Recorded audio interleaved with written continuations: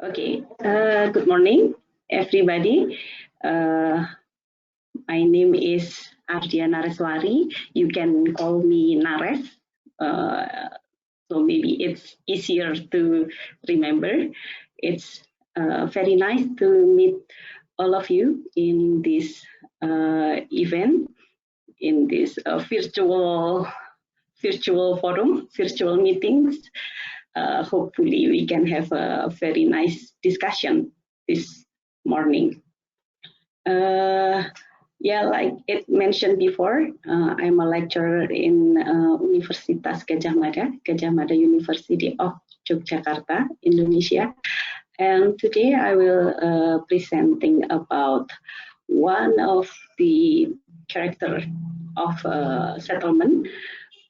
Usually we know it as we call it Kampung. It's a kind of specific settlement that we always find in almost all of the city in Indonesia, and also we also can find it in the city in several other countries such as Thailand or Malaysia.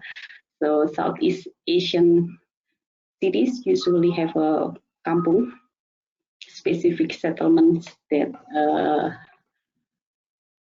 really useful to people living in the urban area up to now. I will start it to describe about,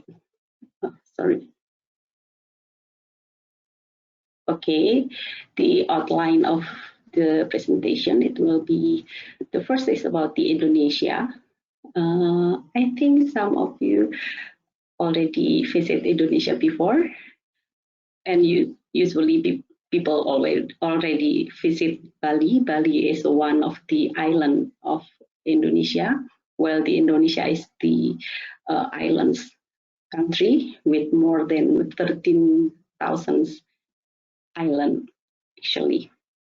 And the second part will be about the urban living and way of life. The third part is about characteristics of the kampung. And then the last will be the kampung as a way of life.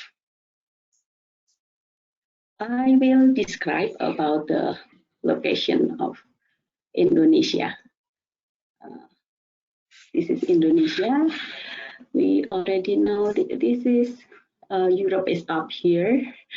Europe is up here, and then Indonesia is near the Australia in the south, and also Malaysia, Thailand, Vietnam, of course Brunei and Philippines in the north. It's Indian Ocean and also Pacific Ocean on the other side of Indonesia. So this is Indonesia in the middle of the ocean and also in the middle of two continents, Asia and Australia. Indonesia consists of around 13,000 islands, but there is 5 big islands. We call that Sumatra, this island, and then Kalimantan or Borneo, and then Sulawesi, Papua, and also Java. So the other islands is still so many, but it's probably too small to mention. We will see the island in Indonesia. This is the 5 big island. We say that in Indonesia there's so many diversity. One of the diversity is the number of population in a square meter. We saw there are 5 big islands, but if we see the population of the island, we will find that it's very big gap between one island and another. This is Bali, the island of Bali. Maybe this is the most wanted island people want to visit. This is a small part of Indonesia, and we see in here the biggest island is Sumatra. Kalimantan is also big, and also Papua. In here, we see that Sumatra have 122 people per square meter. Kalimantan or Borneo is 30 people per square meter. Sulawesi is 104 people per square meter, and Papua is 64 people per square meter.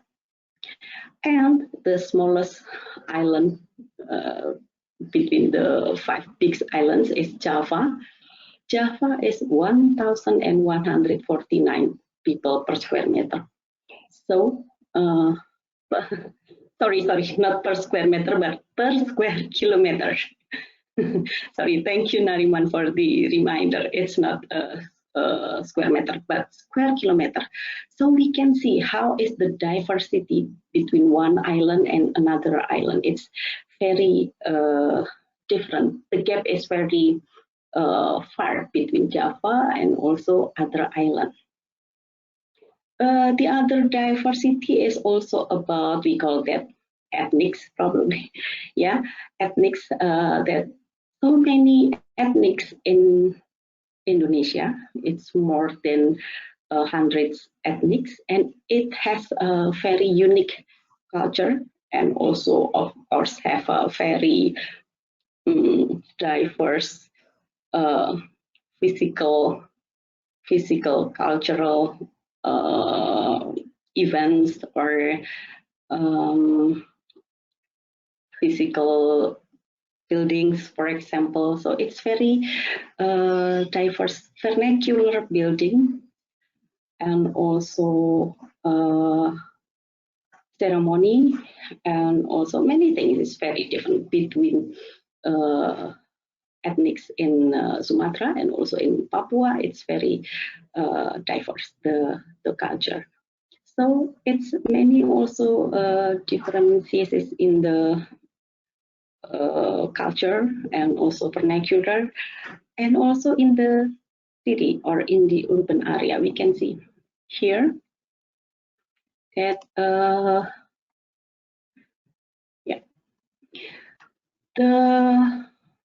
in the 5 big islands, there are of course many urban area, many cities, but it's also the density of the city is also different between one city and another.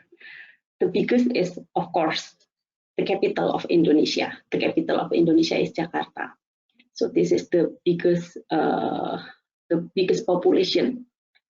There is around 12 big city compared to other cities in Indonesia. There's many cities, more than hundreds, of course, more than hundreds, and there is 12 big cities that the population is more than 400,000 people, and it's in Sumatra. There is 3 big cities. In Java, there's 5 big cities, included the capital of Indonesia, Jakarta, and Denpasar in Bali is also number 10, and the other is in Borneo and also in Sulawesi.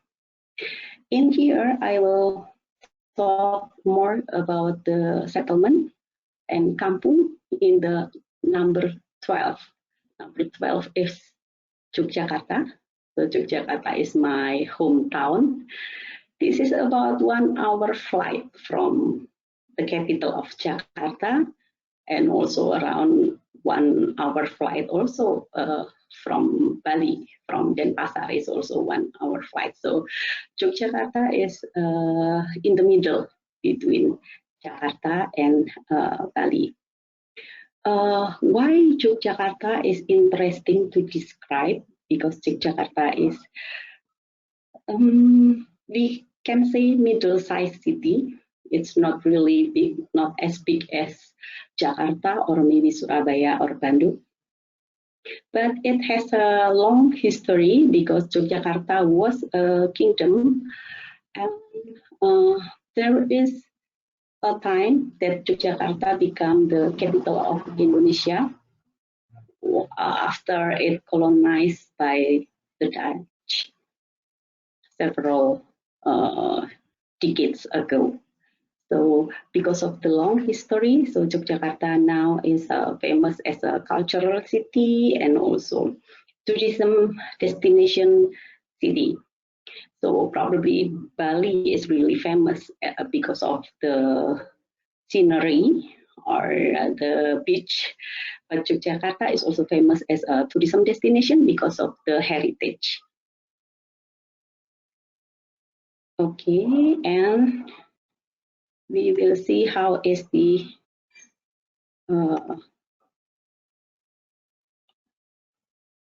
sorry, I have a difficulty. Okay, and this is the urban living and way of life. I prioritize in Yogyakarta. I focusing in Yogyakarta. The urban living and way of life in Yogyakarta.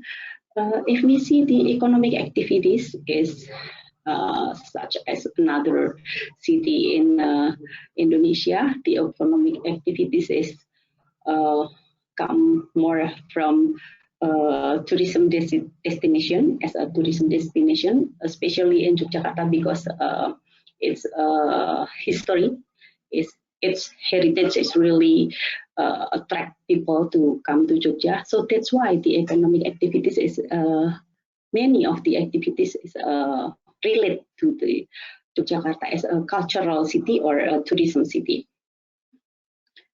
This is why the social activities in Yogyakarta is also really famous with familiar and also very have a strong friendship with many people. The hospitality is very nice. So people say that people always say that about the social activities and also social interaction about people in Yogyakarta. And because the size of the city is not as big as another big cities in Indonesia, so that's why it's kind of we always relate with people in Yogyakarta. This kind of activity is become a kind of way of life in the urban area where we living in Yogyakarta. Usually, people in Yogyakarta live in houses. Some of them live in the city center. The other is live in the surrounding area, urban fringe area around the city of Yogyakarta, because the city of Yogyakarta is not that big, so we call the surrounding area is also still Yogyakarta. Usually, people live in a we call that self-built houses. It's many self-built houses since the history of Yogyakarta is also already very long.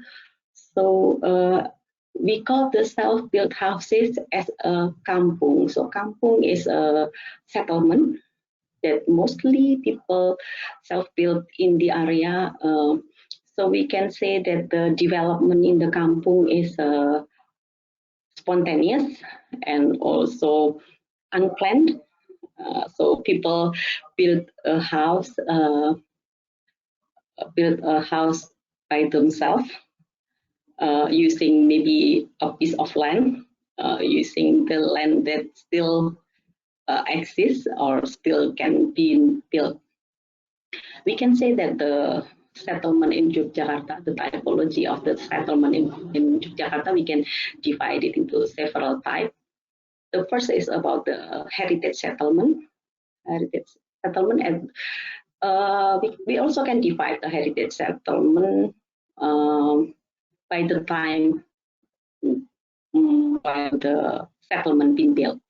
The first is about the noble houses and also the settlement surrounding the noble houses. Usually, the settlement surrounding the noble houses are the servants or soldiers who have a relation with the palace. And also, noble houses is also nearby the palace, the surrounding in the palace. The second is about the colonial settlement. Colonial settlement is a settlement. At that time, it built by the Dutch to accommodate the Dutch who working in Indonesia. So it's many area in Yogyakarta is become a colonial settlement, and it still exists up to now. Even the resident is already changed, but the houses are still exist. The other is ethnic kampung. We call that ethnic kampung because the people come from outside Yogyakarta, and in the long history, the Sultan of Yogyakarta or the King of Yogyakarta appointed several kampung to become ethnic kampung. For example, kampung for Chinese, kampung for Arabian, and so on. The other place to living is also houses along the street, of course, and also houses in the marginal land. We can say marginal land because the area when the settlement being built are actually is a marginal land, such as area along the river or area along the railway. And in several decades ago, government also making several public housing to accommodate some people who still homeless to live in a public housing. It's not really a social housing, so it's subsidized housing. So people still can rent the room, but it's very cheap. And if we see how is the interaction between the kampung or the settlement that people live in the urban area with the city, with the development of the city, we can say that there is a contribution between the settlement, between the kampung, with the development of the city, because people stay in the urban area, so they have an existence to become an active people in the urban area. So it increasing the economic activities in the urban, and also of course the social and cultural activities in the urban. While Yogyakarta is very famous with the cultural events, so it's really related. While the people living in the settlement is also having cultural activities in the same location. So it's really have a relation with the image of the Yogyakarta. Yogyakarta is like a life area, because it's not just place to work, but also place to live in. And also because the settlement is provided a house, of course, it's really give a positive condition for the government. So government not always providing, not have to provide many public housing, for example, but people can buy themselves self-provided low-cost houses. They can build by themselves. And what about the characteristic of the kampung? We already know that we already learned that the Kampung have a connection and give a positive impact to the city and also the development of the city. But there is some characteristic that we have to concern about, to think about the Kampung, because we know that some of the Kampung are actually they located in the vulnerable area. They have the very risk condition of land. Yeah, because they actually live in a marginal land. We can say that the land that along the river or along the railway, or probably the land that really near with the Merapi. So Merapi is the name of the volcano in the north part of Yogyakarta. Sometimes while the Merapi erupted, so the debris can be covered the settlement, like this one. This is the condition after the Merapi erupted. So it's many debris from, this is the debris from the Merapi that come to the settlement, and some covers almost more than a half of the houses in the area. They also have a risk for landslide and of course flooding. But the distance between the area and the city center is just very near. Some of the area is just about 1 kilometer from the city center of Yogyakarta, when the economic activity is very high, very strong in the city center. So many people can work in the city center as an informal sector worker, in a many kind of informal sector worker, and it's really good actually economic impact for the people who live in the settlement nearby the economic activity center.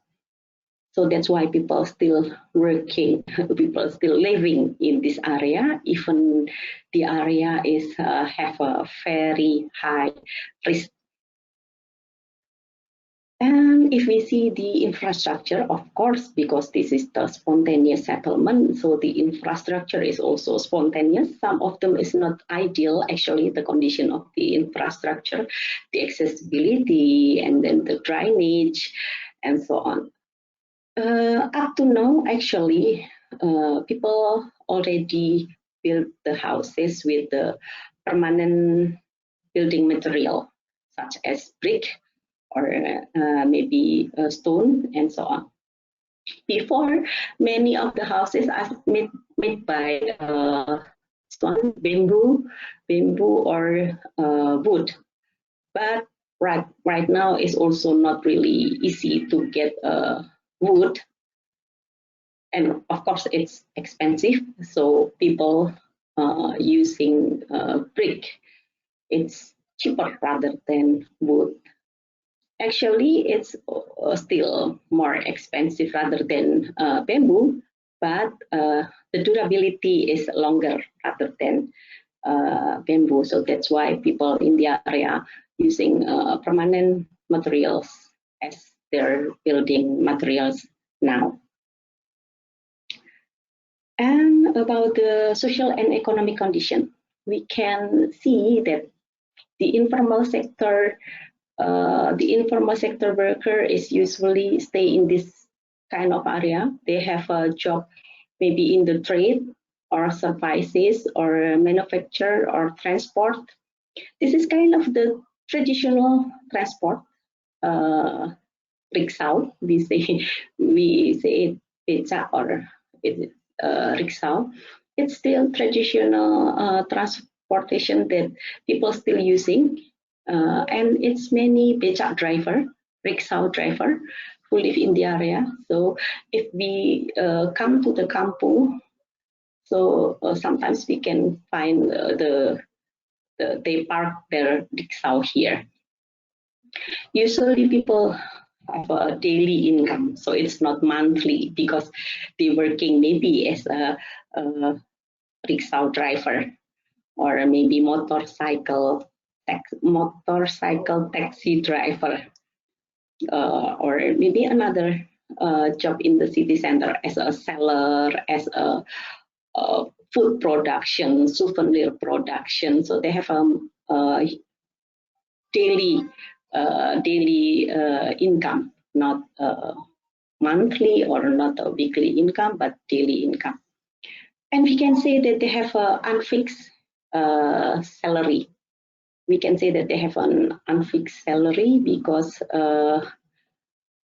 we couldn't predict how is their salary for tomorrow and so on. It's many trader have a small, we can say it as a warung or kiosk. So they sell usually food in here, but sometimes they also have another kind of services. So we can see in here, this is the typical houses in Kampung.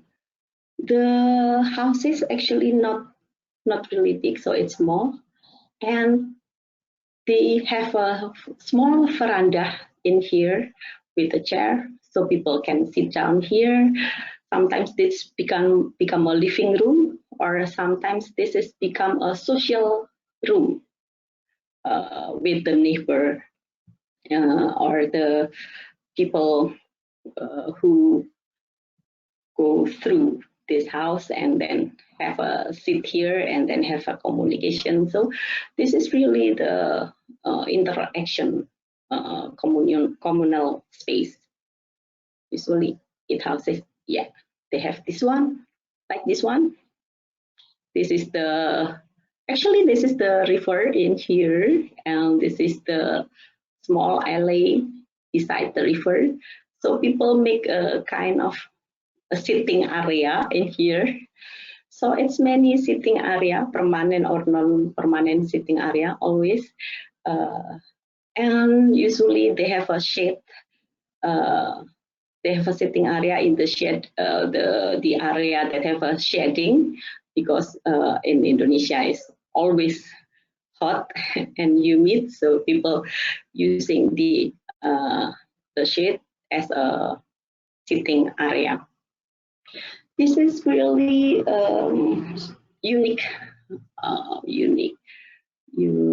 activities that we always find in all kampung, about the interaction and the cohesiveness of the resident in the kampung. We have a specific meaning of collaboration. We call that gotong royong. Gotong royong is collaboration. We always do a collaboration. We always do a gotong royong to develop and to maintain the houses and also the surrounding area.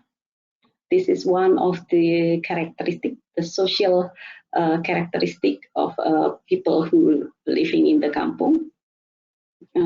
While the collaboration is very strong in here. We also can find that the kampung, we can find that there is a creative people who are using space very creative, and they create the form and also the aesthetic things. Something that they feel make a comfort, so they will collaborate to create it. For example, in here, this is the alley, and they create in here. They create kind of public meeting hall. Public meeting hall upstairs. They created by themselves gotong royong. We can say gotong royong collaboration to make this space, this meeting hall. And also they made mural in the beside the alley. So they change it every year. Usually they made it in the August, because August is Independence Day for Indonesian people. So in the August they will make a new mural, usually in the Independence Day, to celebrate the Independence Day. They also have a creative space. This is, we call that, actually this is a night guard. So they created, the name in Indonesia is pos ronda. So usually during the night they have a shift. They have a shift to become a night guard. So it's not professional night guard.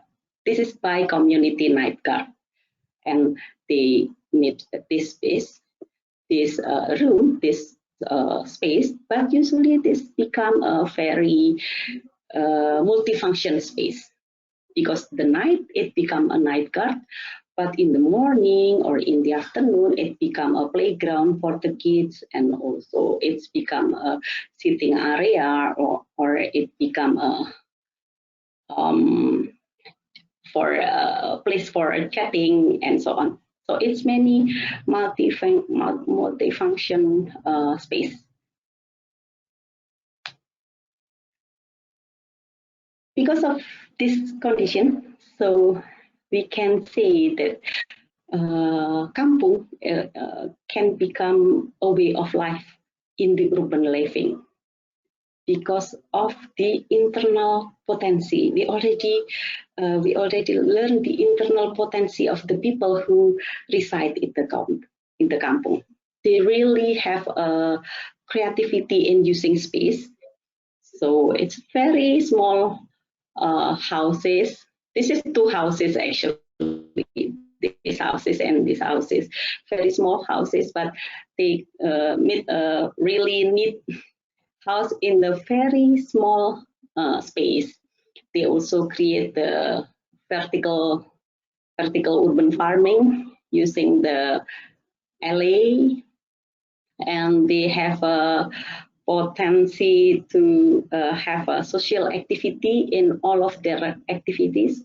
So it's many forum created by them, fathers forum, mothers forum, youth forum. So it's many forum, and it's always happen weekly and also monthly. So people is meet each other really frequent. So that's why they can always maintain their place and also always improve the quality of the place. And this potential, the internal potential, is also have a support from the government. There are many innovative policies to support the people who live there. So it's many program made by government. Not all of the program is succeeded, but we can say that if the program is included the community, the program is also created by the community. So the program can become a useful program to improve the quality of the settlement or the kampung. For example, the program is like this. This is the development of the dike. This is the river along Yogyakarta. There is 3 big river along Yogyakarta: Chode River, Minongo River, and Gajah Wong River. And also right now, in the 3 big river, it's already a dike made by the government, but it's also included the community to develop the settlement. It's also about the improving the quality of drainage and facility such as fire hydrants, and also another support for the settlement is already provided by the government, but also involving the community.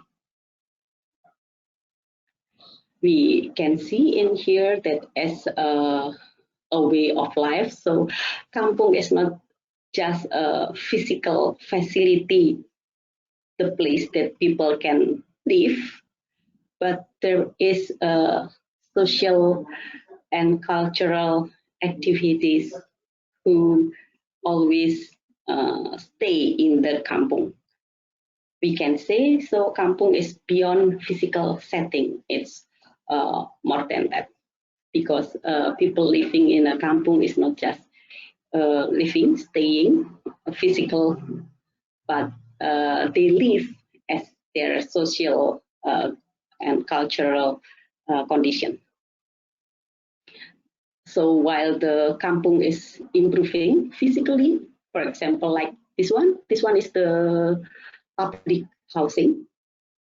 Public housing in Yogyakarta is also located nearby the kampung, so they still have an interaction. People still maybe selling food in here, and people still can have activity. This is inside the public housing. The kids still playing in the public housing. It's like they still have their original kampung life in the public housing. So we can say that if the physical setting are different, people still living and they still call the living place as a kampung. Okay, I think that's all my presentation. Thank you very much for the attention. Okay, I can open the question time, if it's possible. I'm curious to understand how is possible to working with the street, because I understand it's an important issue. It's an important element of the kampung, and if you think, is it possible to try to define an idea of street with buildings, to working with infrastructure architecture, and starting from the street to drawings the kampung. I want to opinion about these elements, because in your exposition I understand it's really interesting, that kind of interaction between street and private space. Okay. Is it possible starting from the street to drawing a kampung? This is the question. Okay. Historically, actually, the street is after the buildings. So the street is come after the buildings. So that's why the street in the kampung is really organized, really organic, we can say. So it's not geometrical or not in a grid pattern, but it's organized pattern, because at the first time is people build the building, and then the street, the alley actually is just a alley. The alley is come after the building. That's historically, so that's why it's not in a geometrical pattern. So but about the yeah. Okay. Yeah, became next the building, but I want to answer if you think it's possible to reverse this kind of process. It's a question for open, because we are working in an interesting area, and with the students it's not easy for us to starting with a new approach, and we want to try to define a new kind of strategy, and I think I have this idea starting during your presentation to change the paradox of the street starting next to the building, and I think how is it possible to starting from the street to define the quality of public space and relation space, and next to connect of the street the housing system, and you think it can be working good, that kind of theoretical approach in the in the context? Okay, so it's kind of a consolidation, land consolidation of the area by creating the street to make better quality of the physical in Kampung. Is that what you mean? Yes. I'm curious to understand if you think it's possible to starting from the street, no, to produce the quality. Okay, yeah. To change the normal process, the typical way of life than you you explicate, no? Okay, yeah. Actually, we can improve the quality of the kampung. Maybe with the approach that you already mentioned, that you will start it with the street. So, sometimes we can use this approach, but sometimes the approach is not implemented well in the some area, because maybe people is really concerned about the organic space. Many people in the kampung is really familiar with the organic space, and as I mentioned before in the presentation, it's many small spaces that they're still using it as a building. They build a house. They build a building on the very small, or maybe in the triangle shape.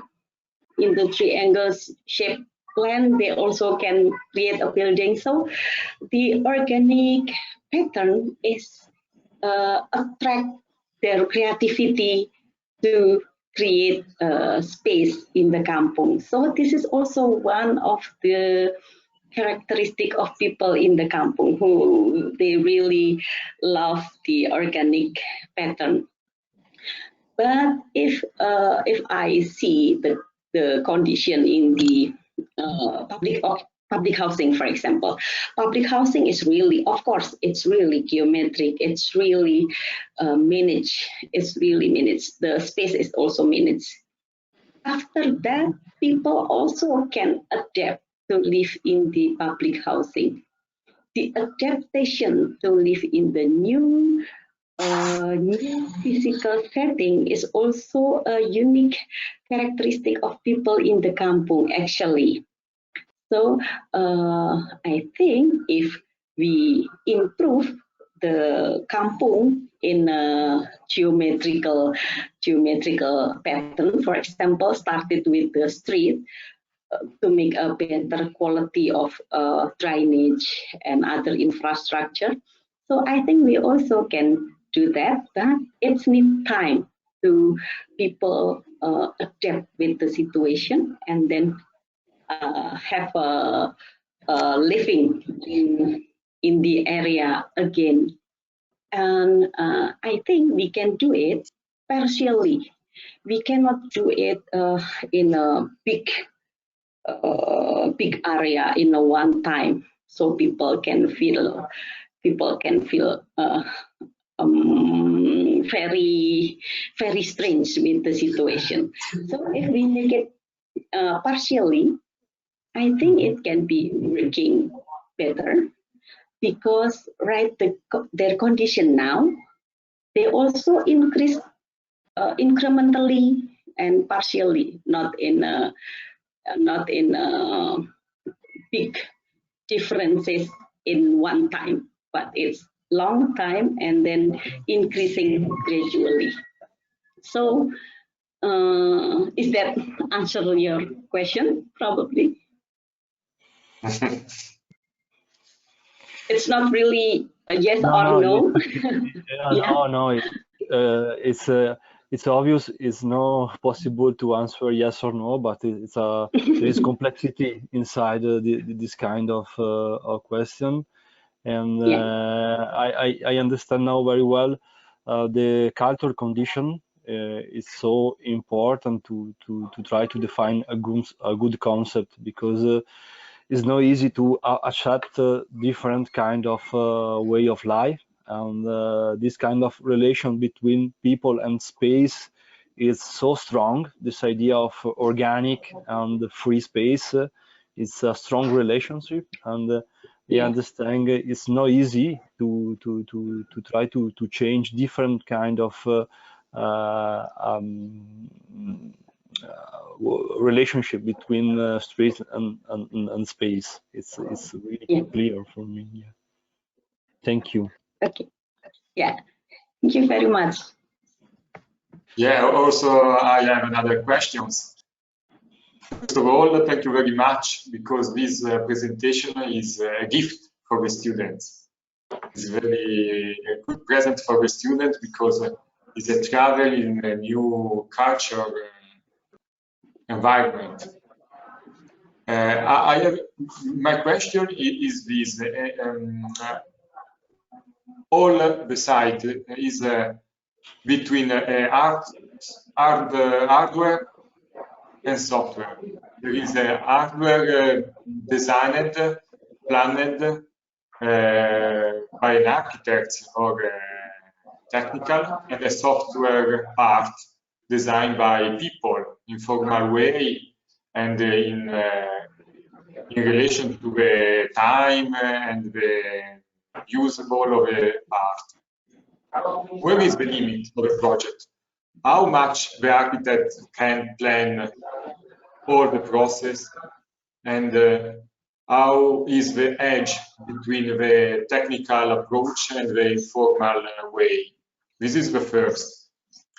The second is crucial for me, and is around the concept of a threshold between outside space and inside space. In your presentation, we see all outside space, and in some part an threshold situation. Is your choice, or is this the core of the environment and the situation? Thank you. Okay, yeah. Thank you for the question.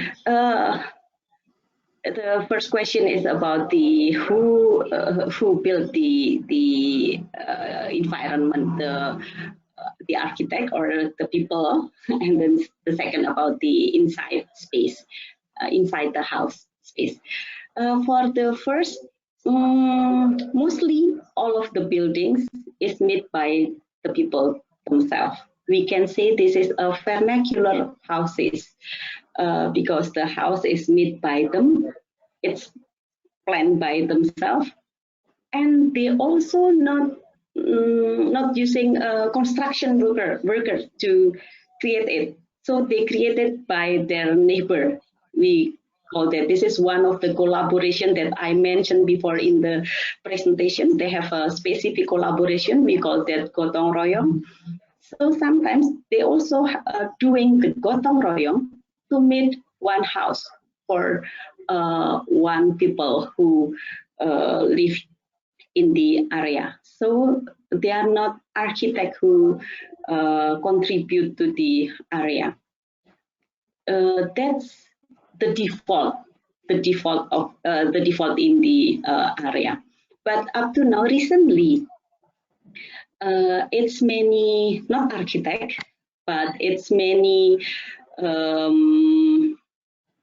not professional architect. It's fresh graduate, for example, fresh graduate or architecture students or social worker that have a background in architecture, who some working with the community to improve the quality of the houses. It's not professional activities. It's mostly social activities to improve the quality of the settlement. But mostly the default is a vernacular settlement. So the people who stay there, who live there, they plant and also they build their own houses with the neighbor. And the second is about the inside space room. I'm sorry. So I'm not planning that I just put the exterior photos. Actually, I also have the inside space, inside the house space. But of course it's not easy to get because it's very small. So sometimes we don't have a good angle to make a photos because it's very small inside their house. But actually, I have some pictures to describe the inside space. Usually, inside the house, there is not a specific room. It's multifunction room. There is a living room that during the night it become a bedroom. Maybe if they have relatives come to Jogja, it become a meeting room, sometimes like this. So a very small room, but they use it as a multifunction room. Usually that's the room in the Kampung is like that. They also have a kitchen. And now, mostly all of the houses already have their own private toilet. Before, several decades ago, maybe around 2 decades ago, it's not so many private toilet.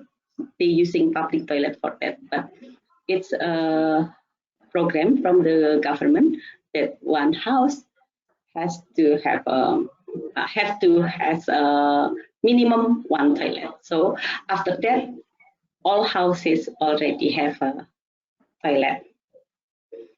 I think that's my answer.